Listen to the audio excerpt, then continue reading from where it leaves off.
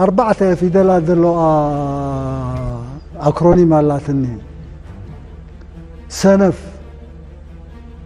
ነዳይ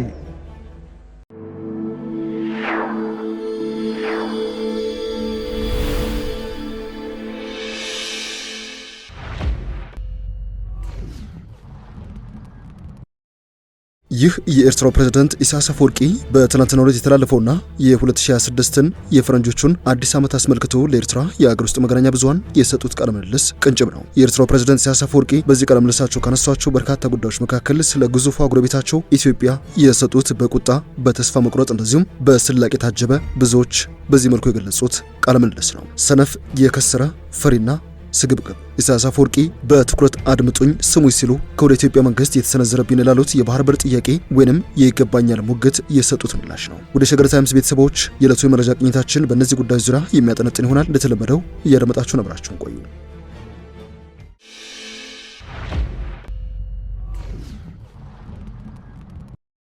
የፈረንጆቹን የ2026 አዲስ ዓመት አስመልክተው ለኤርትራ መገናኛ ብዙሃን ቃለ ምልልስ ሰጥተው የነበሩት የኤርትራው ፕሬዝዳንት ኢሳያስ አፈወርቂ በትናንትናው ዕለት ከበርካታ ቀናት በኋላ ቃለ ምልልሱ ተሰራጭቷል። ፕሬዝዳንቱ ከሀገራቸው ብሔራዊ ቴሌቪዥን ጣቢያ ጋር ባደረጉት በዚህ ቃለ ምልልስ የብልጽግና የቀይ ባህር ፍላጎት በኢትዮጵያ ሕዝብ ላይ የታወጀ ጦርነት ነው ብለውታል። ብዙዎች ሲጠብቁትና የውሃ ሽታ ሆነው ቀረ ሲሉ በገለጹት በዚህ ቃለ ምልልስ በኢትዮጵያና በኤርትራ መካከል ካለው ውጥረት ጋር በተያያዘ ለቀረበላቸው ጥያቄ የውሃ ጦርነት ብሎ ማወጅ ለማን ነው? ለኛ በቀጥታ የቀይ ባህር ጉዳይ አይደለም፣ የናይል ጦርነት ነው እየታወጀ የሚገኘው። ጦርነቱ ማንን የሚመለከት ነው ብለዋል። ኢትዮጵያ ቀይ ባህር ለማግኘት የምታደርገው ዲፕሎማሲያዊ እንደዚሁም የፕሮፓጋንዳ እንቅስቃሴ ለማዳመቅ የቀረበ ነው ሲሉም ከሰዋል። ፕሬዝዳንቱ ለጉዳዩ እውቅና መስጠትም አይገባም ሲሉም ነው ያጣጣሉት። ብልጽግና መጀመሪያ ላይ ጦርነት የከፈተው በኢትዮጵያ ህዝቦች ላይ ነው። ከፕሪቶሪያ ስምምነት በኋላ በአማራ ክልል ፋኖን ለማጥፋት ጦርነት ታውጇል። በትግራይ፣ በአፋር፣ በኦሮሚያና በሶማሊያ ጦርነት ታውጇል ባይ ናቸው። ፕሬዝዳንቱ ሲቀጥሉ ይህ ጨዋታ የብልጽግና አጀንዳ አይደለም፣ አጀንዳው የሌሎች ነው። ገንዘብ እየሰጡ እየደገፉት ያሉትም ሌሎች ናቸው ሲሉ ተደምጠዋል። ፕሬዝዳንቱ በሰጡት በዚህ ቃለ ምልልስ እንደዚህ ወዳለው ቀውስ የሚገፋፋ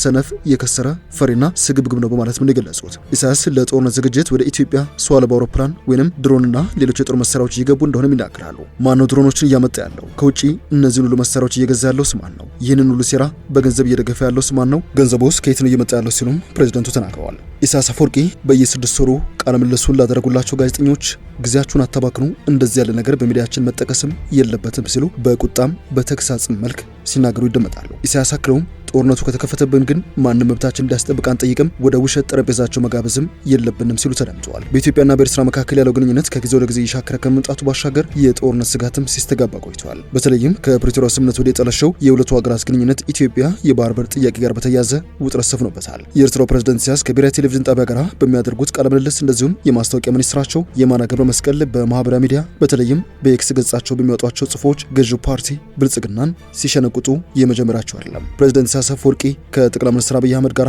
ሆድና ጀርባ መሆናቸውን ተከትሎ ፕሬዝዳንት ኢሳያስ በዋነኝነት ከግብጽና ከሳውዲ አረቢያ ጋር ያላቸውን ትስስር አጠናክረዋል። ከግብጽና ከሳውዲ አረቢያ ጋር ኤርትራ ስላላት ግንኙነት በሰጡት ማብራሪያ በኤርትራና ሳውዲ አረቢያ መካከል የተፈረመው የሁለትዮሽ ስምምነት በጋራ መግባባት ላይ የተመሰረተ ነው ሲሉ ተደምጠዋል። በአፍሪካ ቀንድ የሚነሱ ችግሮች ዋነኛ መነሻቸው የውጭ ጣልቃ ገብነት መሆኑን ጠቅሰው ግብጽና ሳውዲ አረቢያ ያላቸው ሚና የጎላ መሆን እንዳለበትም ጥሪ አቅርበው ነበር። የባህር ዳርቻና የአየር ክልልን ሀያላን እንዲጠብቁት ማድረግ አይሰራም፣ ቀጠናዊ ደህንነትን የሚያስጠብቀው ትብብር ነው ብለዋል ፕሬዝዳንቱ። የአሜሪካን ውጭ ጉዳይ ፖሊሲ በጽኑ በመተቸት የሚታወቁት ፕሬዝዳንቱ ከዶናልድ ትራምፕ አስተዳደር ጋር ያለው ግንኙነት በፈተና የተሞላ መሆኑን ጠቅሰው ከአሜሪካ ጋር የሚኖር ግንኙነት ከሁለትዮሽ ትስስር የዘለለ መሆን እንዳለበት ነው የጠቆሙት። ለአሜሪካ ምልከታችንን ማጋራት አለብን፣ ይህም የሁለትዮሽ ጉዳዮችን ብቻ የተመለከተ መሆን የለበትም። ስለ ቀጠና ጉዳዮች፣ ስለ ኢትዮጵያ፣ ሶማሊያና ስለ ሱዳን መነጋገር አለብን ሲሉም አቶ ኢሳያስ ሞግተዋል። ቅድሚያ መስጠት ያለብን ለእኛ ጉዳያችን ነው በማለት ስለ ሱዳን የእርስ በርስ ጦርነትን ማስተያየታቸውን የሰጡት ፕሬዝዳንት ኢሳያስ ሱዳንን መቆጣጠር ከተቻለ ግብጽ፣ ቻድ፣ ማዕከላዊ አፍሪካ ሪፐብሊክ፣ ደቡብ ሱዳን፣ ኢትዮጵያን፣ ኤርትራን እንደዚሁም ቀይ ባህር ላይ ጫና ለማሳደር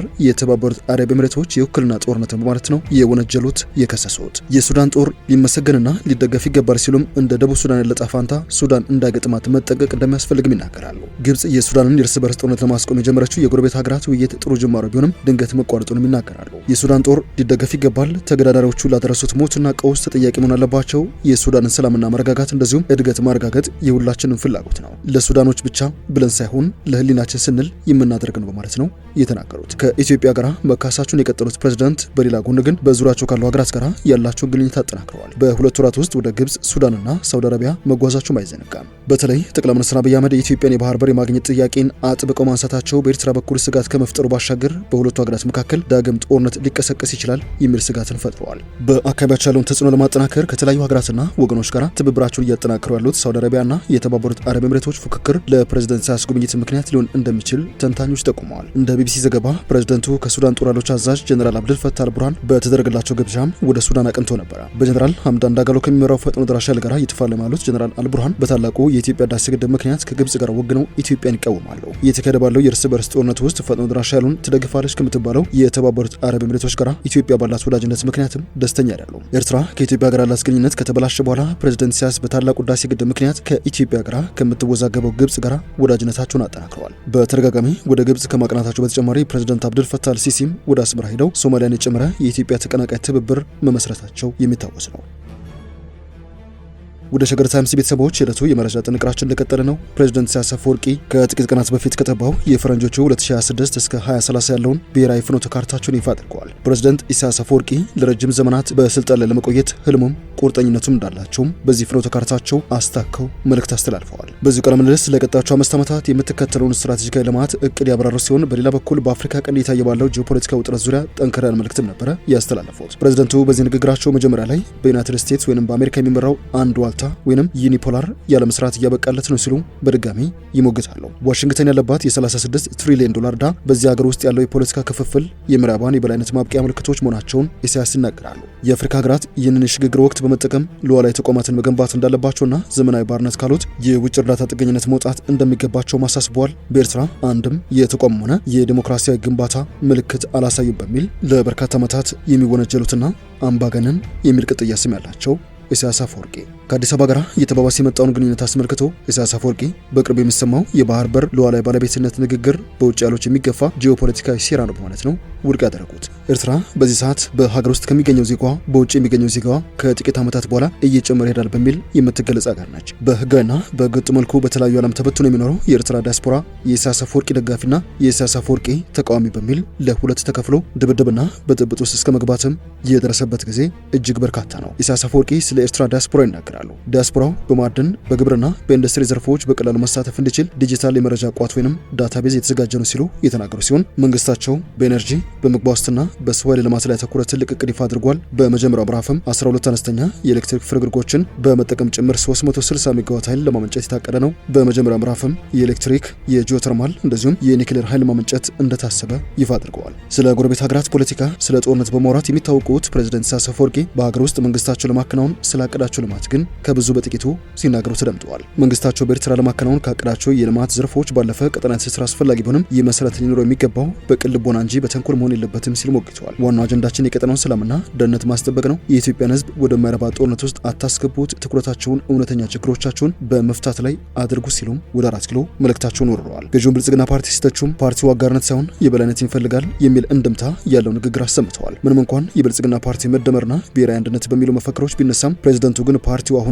በዘር ላይ የተመሰረተውን ክፍፍል ማስቀጠልን እንደ ስልጣን ማቆያ እየተጠቀመበት ይገኛል ሲሉ ተችተዋል። ይህ አካሄድ ደግሞ ኢትዮጵያን ወደ መብዛት እንደሚወስዳት አስጠንቅቀው ለብልጽግና ፓርቲ ያላቸው አመለካከት ከስልታዊ አጋርነት ወደ ጥልቅ ጥርጣሬና ፍጥጫ መሸጋገሩን በንግግራቸው ግልጽ ጥቆማ ሰጥተውበታል ነው የተባለው። በትግራይ ገሮም ደም ኩመጹ በናይ መንገዲ በጎጃም በጎንደር በሸዋን በወሎን በናይ ከባቢታቸው የሚመጹ ወደ ሸገር ታይምስ ቤተሰቦች የዕለቱ የመረጃ ቅኝታችን በትናንትናው ዕለት የተላለፈውና ለሀገር ውስጥ መገናኛ ብዙሃን ተሰጥቶ የነበረው የፕሬዝዳንት ኢሳያስ አፈወርቂ ቃለ ምልልስ ነበር። ስላደመጣችሁን አመሰግነን። በያላችሁበት ሰናይ ጊዜ።